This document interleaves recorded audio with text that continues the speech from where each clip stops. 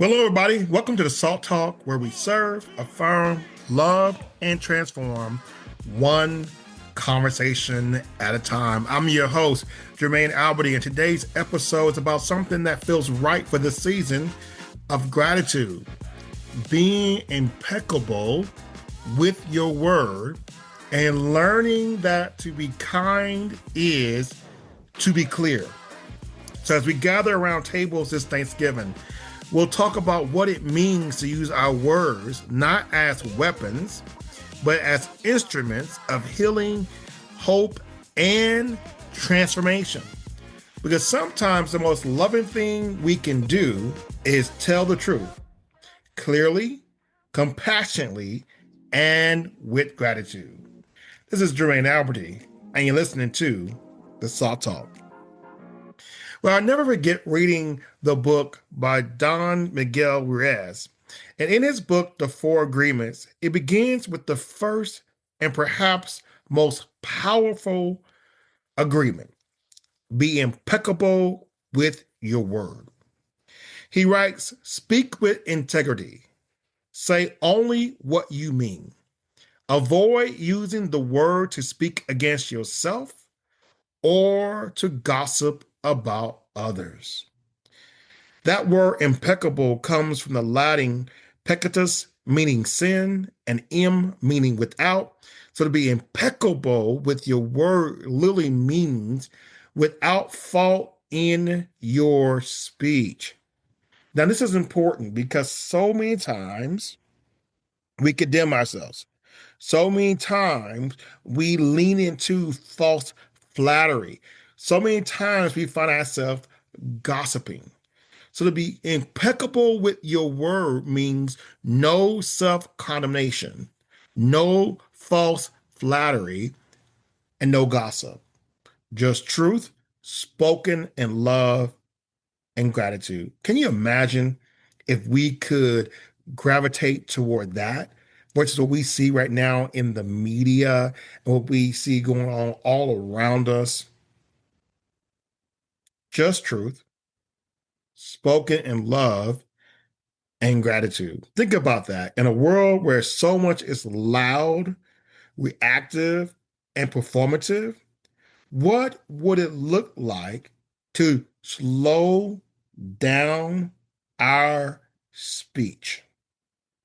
To speak in ways that heal instead of harm, and to make our conversations part of our gratitude practice. Sometimes the most meaningful part of Thanksgiving isn't what's on the table, but what's said around it. It's those words that linger long after the plates are cleared, the stories shared, the laughter exchanged, the moments when someone says, I'm proud of you, or I'm thankful for you.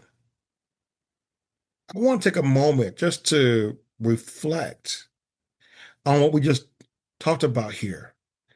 Who in your life could benefit from you being impeccable with your word this week? Maybe it's yourself, the way you talk to yourself, or maybe it's someone at your Thanksgiving table. So I really want us to practice being impeccable with our word, because if we can be impeccable with our word and measure our words and be kind to ourselves and be kind to others with the words we speak, we can live a life of gratitude and thankfulness each and every day. And that reminds me about something that I read from author Brene Brown. Brene Brown teaches something that ties in beautifully with Ruiz's first agreement. And Brene Brown has a quote that to be kind is to be clear. Now, let me tell you something. That jacked me up, because what I realized many times in my efforts to be kind to people, I was not being truthful and honest with them about how they were making me feel in my life. In an effort to protect their feelings, I wasn't even protecting my feelings. In an effort to make sure they didn't get somehow evoked with some kind of distressing feeling because of what I said, I just held in to myself. And in doing so, I was not even being kind to my own self. To be clear is to be kind. The ideal changed how I communicated because many of us were taught that kindness means keeping quiet to avoid conflict. But Brene reminds us that real kindness is rooted in clarity. And I think so many times there's the smoke screens and there's all this stuff that we are doing to try to avoid conflict. And one of the uh, areas that I have been working so hard is avoiding the fawning to avoid conflict. I'm going to say that again. I've been trying to avoid the fawning response to avoid conflict. You see, the fawn response is a trauma response where a person tries to avoid conflict by constantly appeasing others and people pleasing, often at the expense of their own needs and feelings. My friend, this is a subconscious survival tactic involved in prioritizing other person's needs to ensure safety and prevent disapproval, criticism, or danger. And it often stems from childhood trauma or environments where conflict and expressing emotions could lead to rejection or punishment.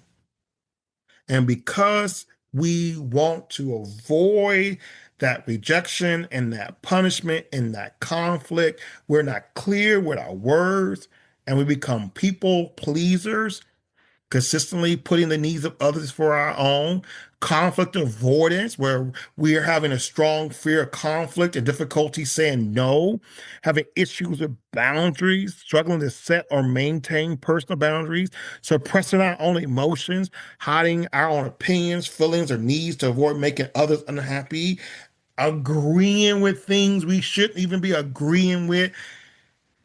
That's when we automatically agree with others to avoid disagreement, even when we don't fully agree. And then lastly, appeasement, an attempt to keep the peace by being overly agreeable and helpful.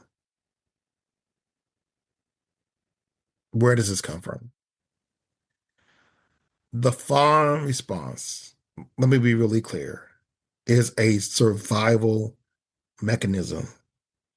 It is not weakness. As I said, I was trying to figure out how I developed this response in my life.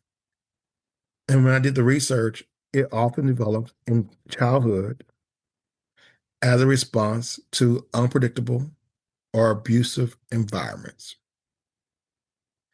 It's in those environments where, as children, we learn to be good or agreeable to gain the approval of those parents and guardians and adults in our life to avoid punishment. And it can even develop in adult relationships with emotionally abusive or controlling partners. How do we move past this? It begins with an increased self awareness. We have to pay attention to when we go silent and say yes. We have to pay attention to when we go silent and say yes, when we really mean no or minimize our needs. We need to set boundaries. We need to practice setting boundaries and learn to say no without feeling guilty. We need to connect with our needs. We need to work on identifying and valuing our own needs and feelings. We need to build that self-worth where we recognize that worth is not dependent on pleasing others. And we need to do what I did almost 3 years ago. And that was I sought professional help. I got a therapist, went to a mental health professional, and talked through those issues. Because the mental health professional can help you understand the roots of that trauma and develop healthier coping mechanisms. To be impeccable with your word begins with being honest with yourself. To be kind to yourself begins with being clear with yourself. As Brene Brown reminds us once again, real kindness is rooted in clarity.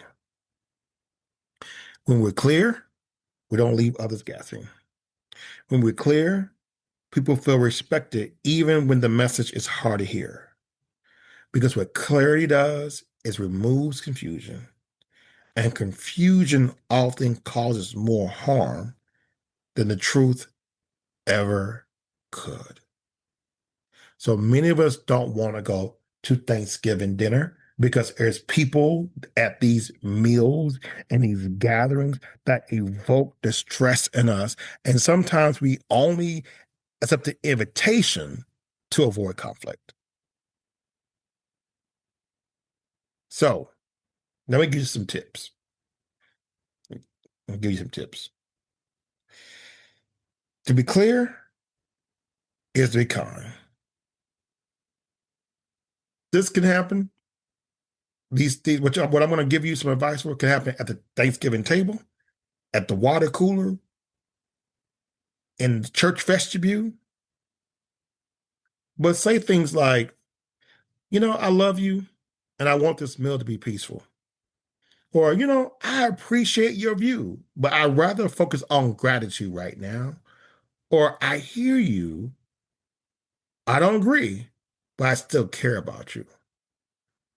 See, that's what it means to live the first agreement, to speak impeccably. And then to practice Brene Brown's kind of courage, kindness with boundaries, clarity with compassion. Because when you're clear, you're not being cruel. You're creating a space where trust can live, where love can breathe, and where gratitude feels safe to grow. So let's talk about that just for a minute. Let's talk about thankfulness as a practice. So when we think about Thanksgiving, gratitude is often framed as a feeling, something that arises when things go right or when life feels full.